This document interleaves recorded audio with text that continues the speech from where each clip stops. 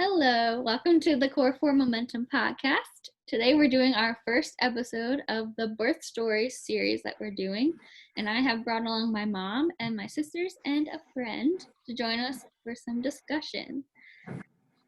Yes, so I'll introduce everyone. We have Diane, wave, that's my mom.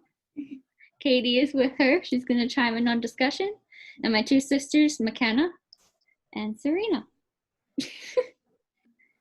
Okay, welcome everyone. Thank you.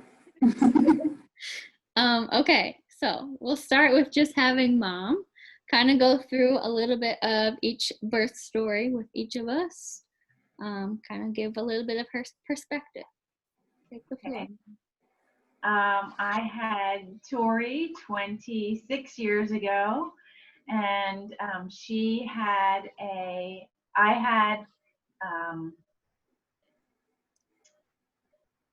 Yeah, go ahead. Start from the beginning. Not too early. I forget what it's called. Can you edit it out? Uh-oh. Okay. I'm going to start again, and then you can edit that out, okay? Okay. Oh my God. I had Tori 26 years ago, and I had preeclampsia. So I was on bed rest the last month of pregnancy, but then I got induced 2 weeks early, and she weighed 6 pounds, and she was born with a cleft lip and palate. So we had a longer stay in the hospital. It was about 4 days, and we had trouble breastfeeding and ended up with her going on the bottle. And but she was a healthy baby, so all was good. And as soon as my preeclampsia was over and I felt better, that was. And then MacKenna was 22 years ago, and that was a normal pregnancy. She was 1 week early. And then Serena was 20 years ago, and she was 2 weeks late. A normal pregnancy. No more preeclampsia with the second two. How did those extra 2 weeks feel? Oh, I felt like she should have been early because you guys were both early, and I was relaxing. you were growing. You were also the biggest of the three. Extra time to grow. Yeah. So Tori was 6 pounds, MacKenna was 7 pounds 1 ounce, and Serena was 8'12". Jesus. Thank you. How long were your hospital stays with MacKenna and Serena? They were about 24 hours after delivery. Okay. That was something that they were doing at that time. So. Let's see. Do you feel like, especially with first pregnancy, kind of going in, you had certain expectations? Did you feel like there was anything that surprised you in terms of delivery and kind of the first few days after? Well, I was surprised of the pain, and I had a 3rd-degree episiotomies with all 3 of you, and that was not pleasant. But I didn't realize that would happen the first time, and the second and the third time, I was so scared of having that again. But anyway. Gotcha. What about, did you have any complications with like bowel and bladder control like the first few days? Or how was that kind of process? Well, because of the episiotomy, I was on stool softeners for probably a month, I would imagine. And so they gave you this little sitz bath that you were supposed to use to, wash and heal yourself or whatever, and then a squirt bottle to, use instead of toilet paper and stuff. So that was, how you did it. I don't know how they do it now or if it's any different, but I do remember it was quite painful for a pretty long time. Were there differences like that you noticed from first one to last one, just based on changes in technology or healthcare, like whether in the hospital or prenatal? No, I don't think so. I think they were all pretty similar as they could be. I mean, with Tori, we were there for a long time, so it was a little bit different. But MacKenna and Serena, the hospital where they were both born, we had a private room, and the same room that you went into from the beginning was your room till the end. With Tori, got transferred after everything was okay. Gotcha. What about in terms of like ultrasounds and like those kind of visits? Were they different? Yes, that did change. With Tori, there weren't very many ultrasounds then. I think I only had one, and I don't really remember when it was, but fairly early. Then because Tori had the cleft lip and palate, we had more ultrasounds with MacKenna, but probably 3 of them. And then with Serena, they had just come out with the 3D ultrasound, and I probably had 6 or 7 of them. Wow. So I had more ultrasounds than normal, but they were checking for the cleft or anything else. And I think the office that I went to, like, they were excited to use the 3D, so they did it even more often. So. Gotcha. Were there differences in terms of like the standard testing while you were pregnant, like blood tests or? No, I don't think so. I think that was all pretty much routine. And I was still under the threshold for when they have to do the older set of tests for older women. So I was under the threshold for all 3. So. Gotcha. Let's talk about some fun stuff like cravings and things like that. Morning sickness, all of that. Yes. Well, for Tori, I probably had just morning sickness in the first trimester, and I ate a lot of watermelon. MacKenna and Serena, I do not recall if I had any specific cravings for them. Did you have like aversions at all? I don't remember. But for MacKenna, what was the second part of the question? Cravings or aversions or morning sickness? Morning sickness, right. So MacKenna, I probably was morning sick the first 2 trimesters, and with Serena, morning sick the whole entire time. Oh my gosh. Well, it's your fault. Just learn to keep crackers next to your bedside. I do that anyway. Well, there you go. Gotcha. Let's see. MacKenna and Serena, do you have any questions for Mom at this point? Or anything that you didn't know?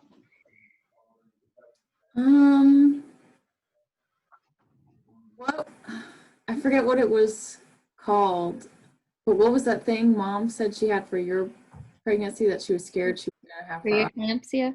Oh, yeah. The episiotomy? Yeah. The tearing? You don't want to. Ew! Serena. Ew! That's gross. It happens, Serena. I didn't even know that was really a thing, you know. Mm-hmm. And I know that when I had MacKenna and Serena, I told the nurse, like, I'm really scared of having an episiotomy. And she was like, oh, don't worry, we'll massage it or whatever, and it won't be so bad, but yeah, didn't help. You're like I got a big one coming.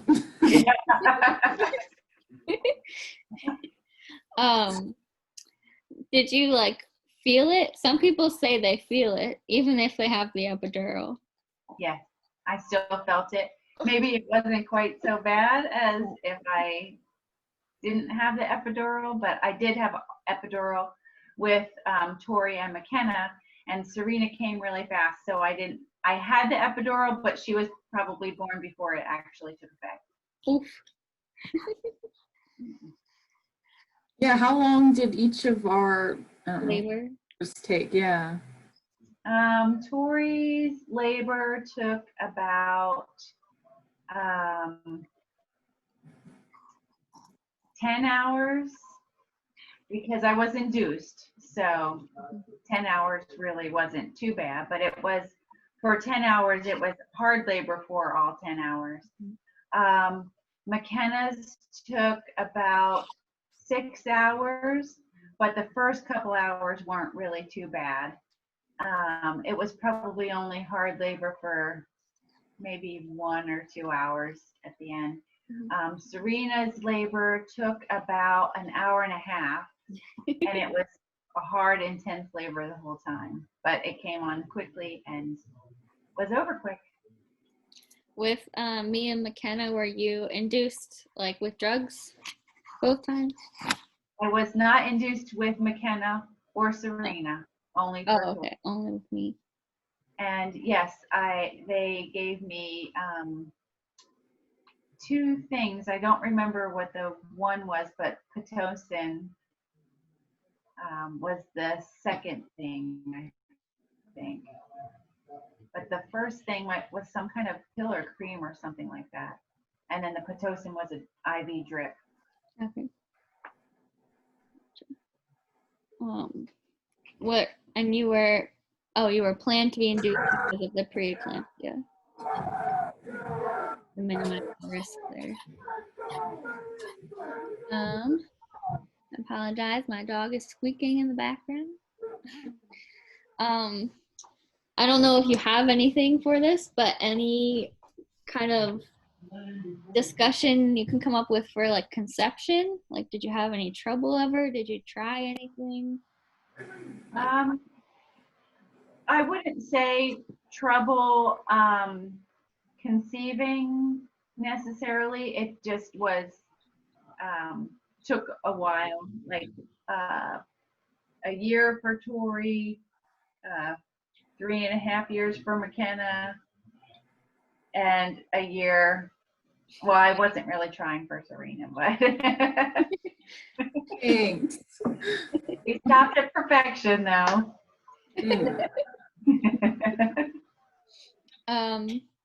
Okay, and then a big one. How do you feel like your body changed before ever being pregnant and after one or all of pregnancies? Well, I think that when I had Tori and I was younger, my body bounced back a lot quicker. It still took a long time. 28? I was 28, and I bounced back. Way like, to age body her. bounced back, and my birth healing from the birth bounced back quickly. Yeah. For MacKenna, I think it was roughly the same, but I don't feel like I had as much pain afterwards. Mm-hmm. And then Serena was about the same, but after both MacKenna and Serena, my body didn't bounce back quite as easily, and actually never got back to normal. What do you feel like were kind of the lasting differences or changes?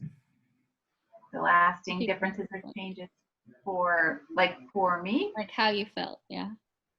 Well, I just think that my hips got wider, and like not that I didn't lose the baby fat, but that I didn't, you just didn't go back to the way that it was. I don't know. Maybe it's just having 3 kids and a busy life and so forth. So. Do you feel like things like energy levels and all that changed, or?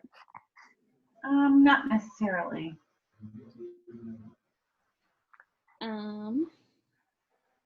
What about any breastfeeding stories or tips?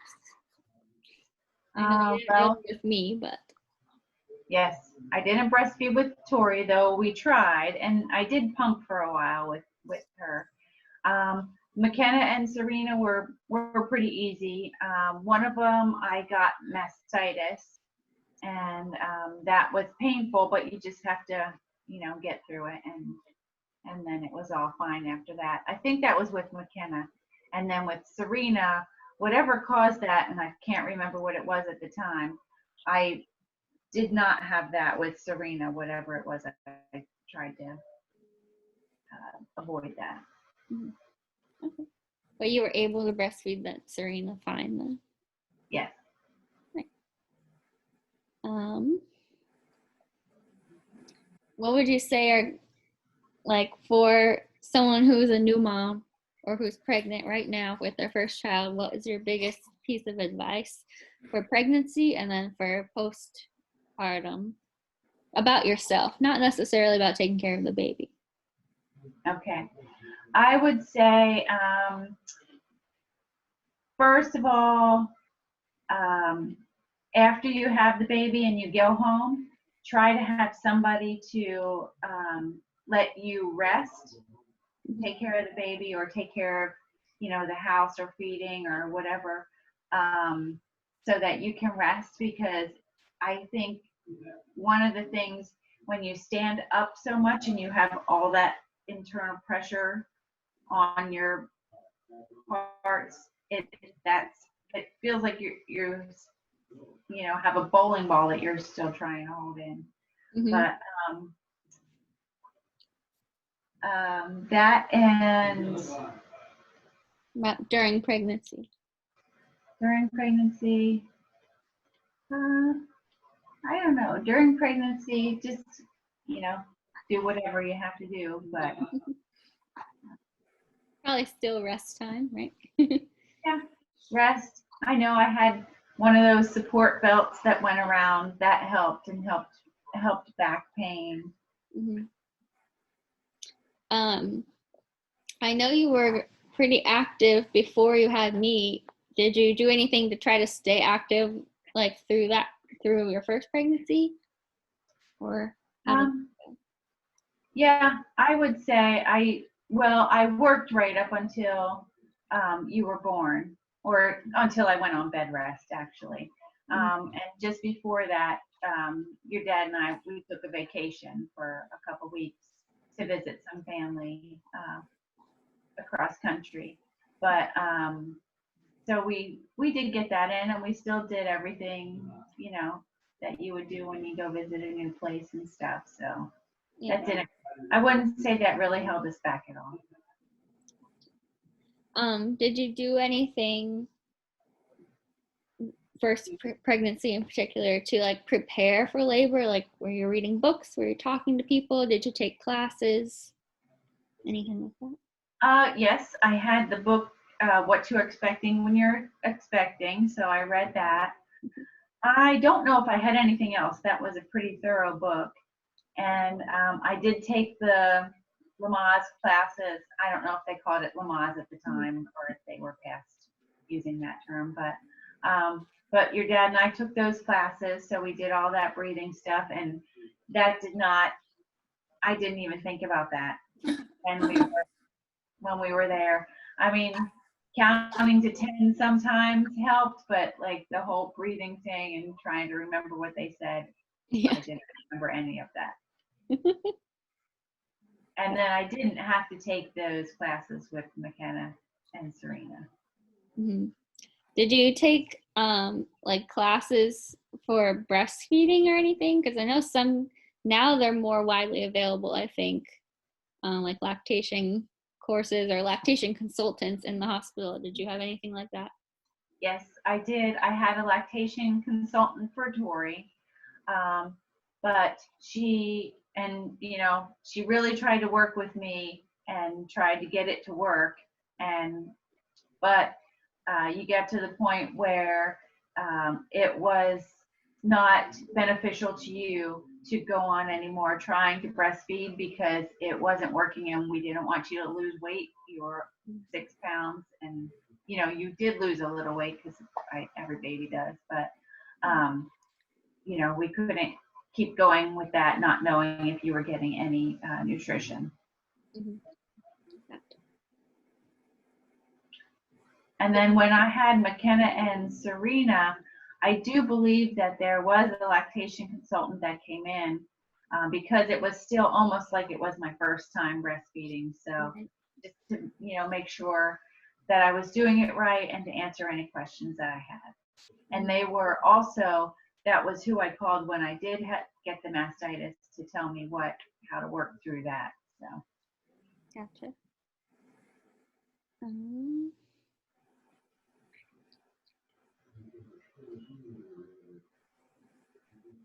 Let's see. So how'd you know? So, well, let me preface with this. So there are some countries in the world, including France and some others, that offer pelvic floor physical therapy to all new moms just to kind of get pelvic floor back in shape and just kind of check in, make sure everything's working smoothly and get back to their new normal, I guess, fast enough. Had this been available or had you known about it, do you think you would have used it or wanted to have like a screen or check in after birth? Well, I guess it would depend on how soon after birth they would start with something like that, because I think maybe you couldn't do that too soon, but maybe it would help you heal later. Or I don't know if there's something that you could have done to prepare your body for it, then that might have been beneficial. I mean, I was lucky that I didn't have any issues that I necessarily would have had to see somebody about, but it probably, if there was such a thing as exercises to prepare at the time, then maybe I wouldn't have had felt so They're definitely pressure and pain. Yeah. Prehab for labor is a new thing that's getting popular, and it can prevent things like episiotomies from occurring, if you can get that muscle tissue in a more optimal shape, more optimal muscle length, and ready to take on those heavy contractions and intense contraction relaxation kind of pattern, to kind of prepare that muscle better to prevent things like the episiotomies from occurring. Well, that would definitely have been beneficial and helpful, especially having gone through the first one, which was really bad, and then knowing that it could still happen for the second and the third. I would have done that. Yeah. All right, MacKenna, Serena, any questions? Anything to add? You know if that tearing thing runs in the family? I don't believe it's genetic. You can do the pre-exercises. Yeah. When the time comes. Maybe have some sort of predisposition to have tighter muscles, but you can work on that. Whole thing. Serena? It doesn't have to be about this. It could just be if you guys have any pelvic health related questions. Not yet. Okay. Anything else you didn't know about besides the episiotomies like we talked about? Well, wait, didn't Mom have Lyme disease at one point? That was after. After, okay. Yeah. I was like, oh. Not related. To I was like, that explains MacKenna.